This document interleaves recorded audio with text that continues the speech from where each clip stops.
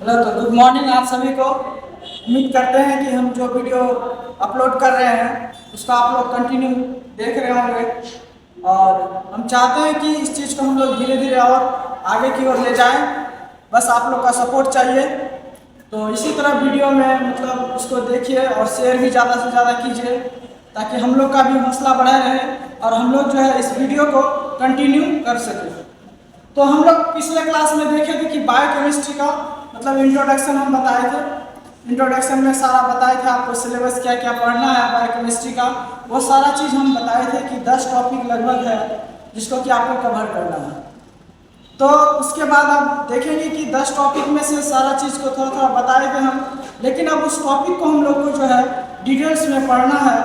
तो पहला हम लोग का टॉपिक था उस दिन कार्बोहाइड्रेट। तो पहला टॉपिक जो था हमारा कार्बोहाइड्रेट, तो उसी को आज हम लोग मतलब उस कार्बोहाइड्रेट का डिटेल्स पढ़ेंगे।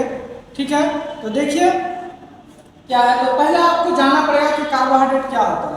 तो पहले कार्बोहाइड्रेट्स मतलब कार्बोहाइड्रेट्स जो वर्ड है ये दो चीज़ से मिलकर बना है, यानी कार्बो और हाइड्रेट्स। कार्बो का मीन्स होता है क्या, कार्बन या फिर कॉइल कह सकते हैं। ठीक है, कार्बन या फिर कॉइल कह सकते हैं। और हाइड्रेट्स का मतलब होता है हाइड्रो वर्ड से आया है जिसका मतलब होता है वाटर। दैट मीन्स कार्बन का ब्रेक डाउन ही कार्बोहाइड्रेट्स कहलाता है। तो इसी तरह हम पहले आपको देख सकते हैं, यहाँ पर लिखे हैं कार्बोहाइड्रेट। तो उसको सिंपल में कार्बो वर्ड से आया है कार्बो, तो उसका मतलब होता है कार्बन या फिर कॉइल। और इस तरफ आप देख रहे हैं हाइड्रेट लिखा हुआ, तो हाइड्रो वर्ड से आया है जिसका मतलब होता है वाटर। ठीक है, अब अगर इसकी बात करें डिफिनेशन की, तो देख रहे हैं it may be defined as polyhydroxy aldehyde और कीटोन और compounds which produce them on hydrolysis.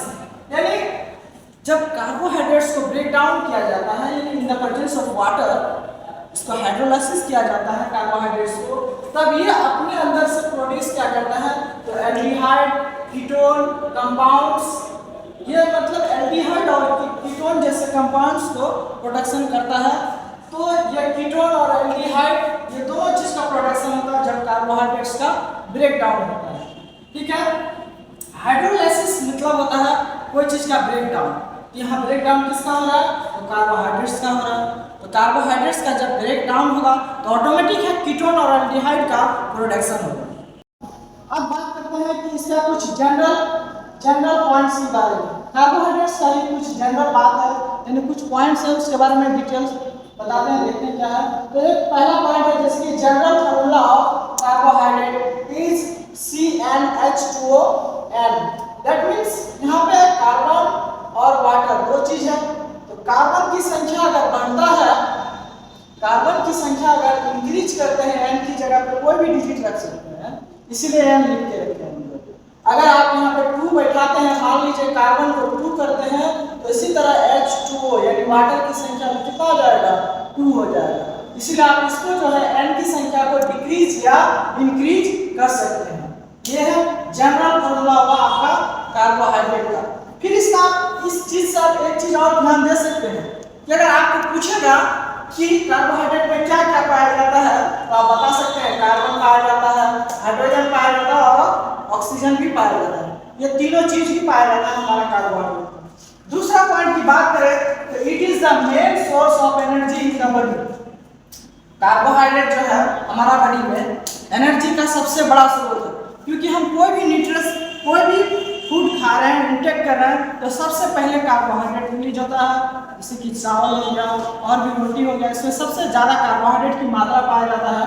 तो इसीलिए हमारा वह एनर्जी का सोर्स है हमारा बॉडी में। ठीक है, उसके बाद बात करें कि क्लासिफिकेशन, तो कार्बोहाइड्रेट का क्लासिफिकेशन क्या है, यानी उसको कितने भाग में बांटा गया है और किस बेसिस पे बांटा गया है। मेनली बात करते हैं इसका संख्या के व्यू से बांटा गया है, यानी इसका नंबर्स के व्यू से बांटा गया है कार्बोहाइड्रेट्स को। जैसे कि पहला देख रहे हैं क्लासिफिकेशन ऑफ कार्बोहाइड्रेट्स, उसमें पहला है मोनोसैकराइड्स, दूसरा है ओलिगोसैकराइड्स और तीसरा है पॉलीसैकराइड्स। बस मोनोसैकराइड्स में आपको समझना है कि मोनोसैकराइड्स में जब भी होगा तो कार्बन की संख्या जो होगा वह 1 होगा। ठीक है, इससे ज़्यादा नहीं हो सकता और मोनोसेक्राइड को हम लोग फर्दर जो है तोड़ नहीं सकते हैं। ठीक है, दूसरी बात करते हैं ओलिगोसेक्राइड्स। ओलिगोसेक्राइड्स में जो कार्बन की संख्या है वह 2 to 10 हो सकती है। दैट मीन्स वहाँ पे कार्बन का संख्या 3 भी हो सकता है, 4 भी हो सकता है, 5 भी हो सकता है, 8 भी हो सकता है, 9 भी हो सकता है और 10 भी हो सकता है। यानी 2 to 10 दैट मीन्स 2 से लेकर 10 के बीच कार्बन की संख्या उसमें हो सकती है ओलिगोसेक्राइड्स में। अगर बात करें हम पॉलीसेक्राइड्स में उसी तरह, तो पॉलीसेक्राइड्स में जो है कार्बन की संख्या आपका 10 से मोर यानी 10 से ज़्यादा अगर होगा कार्बन की संख्या तो वो पॉलीसेक्राइड्स में आ जाएगा। इसी तरह इसका क्लासिफिकेशन तीनों है, मोनोसेक्राइड्स, ओलिगोसेक्राइड्स, पॉलीसेक्राइड्स।